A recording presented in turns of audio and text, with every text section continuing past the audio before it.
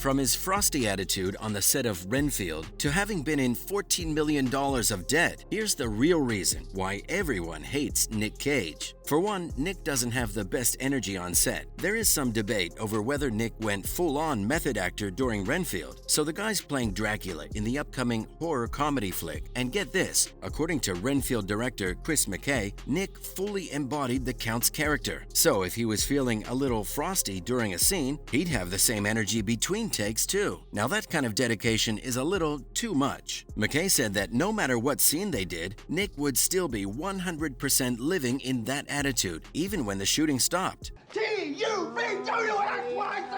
But if you ask Nick himself, it's a different story. The actor said that he thinks his fake fangs might have had something to do with it. Because Vampire's Kiss was a little movie I made where I was able to explore my more abstract dreams. What? Well, apparently, Nick's getup was so intense that he could barely move around. So maybe those fangs did put him in a different headspace. But hey, this isn't the first time Nick has gone all in for his role. I'm a vampire! I'm a vampire! I'm a vampire! Co-star Wendy McLendon-Covey spilled the tea to Insider back in 2016. She talked about how Nick was super committed to his Army of One role. I've got a favor to ask you, Gary. A favor? I need you to go over to Pakistan and capture Bin Laden for me. Wendy said that she didn't even feel like she was working with the real Nick. That's how lost he was in his character. You afraid of anything? Does anything scare you?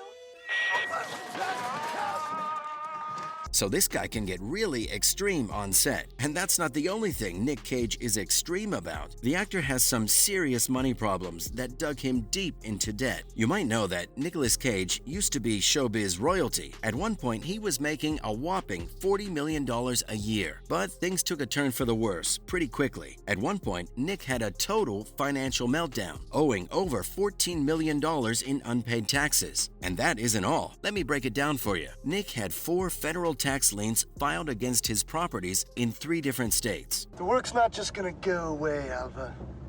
It never just goes away. Each for over $6 million. The guy also had 6 of his homes foreclosed on. These include his Las Vegas home, his beloved Bel Air compound, 2 Malibu mansions, and 2 properties in New Orleans. He's had homes sold by creditors in England, Bavaria, and New York. Now that sounds rough. He's also sued his former business manager for $20 million.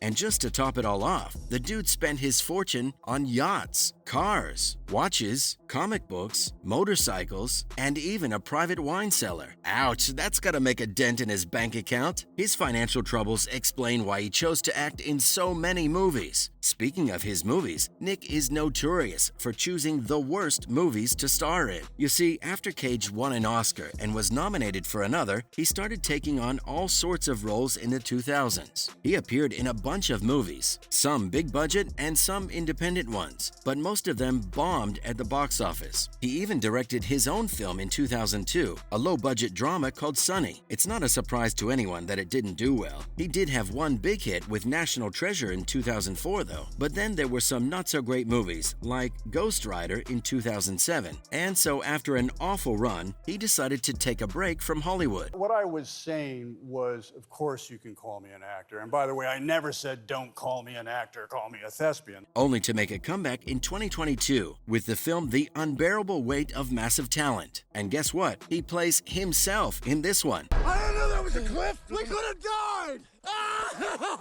It's definitely a weird watch, and while critics liked the movie and praised Cage and his co-star Pedro Pascal, it didn't do well at the box office at all.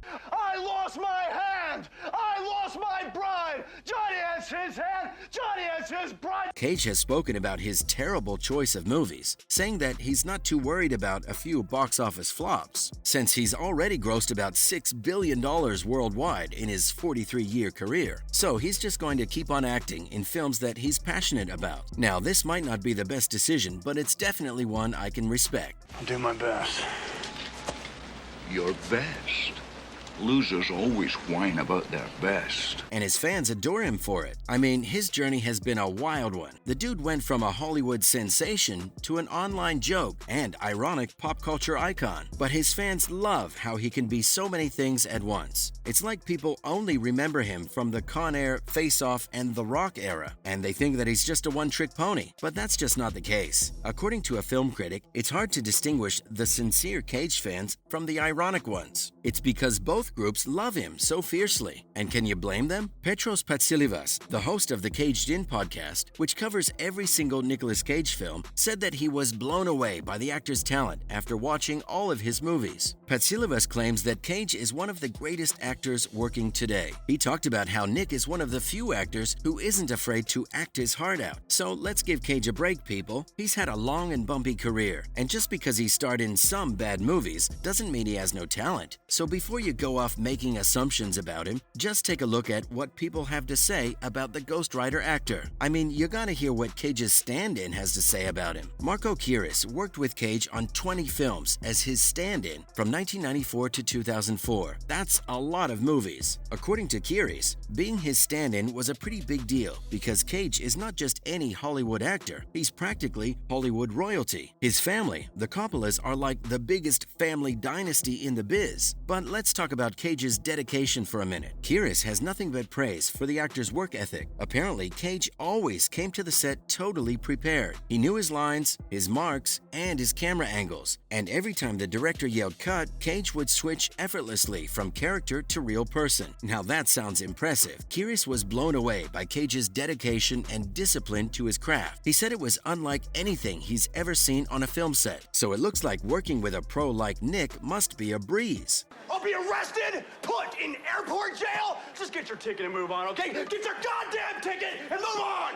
Well, that's exactly what the Joe director, David Gordon Green, has to say about him. Him and Nicolas Cage struck up an amazing friendship even before they began shooting the movie. Green wrote Cage a letter asking him to be in the film. Cage was impressed by the letter and called Green back. He even flew to Austin, Texas to hang out with the director, where he did some location shooting on his film Prince Avalanche, which Cage wasn't even in. A month before filming began on Joe, Cage returned to Austin to hang out with the crew and get a feel for the locale.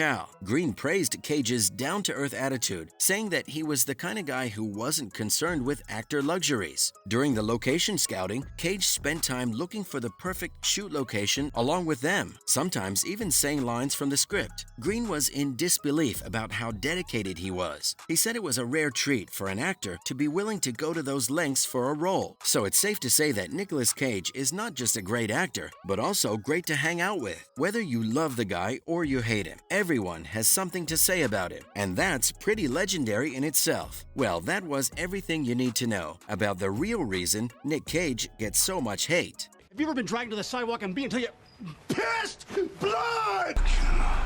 You will make a very good assistant. No, he's evil. We will protect you.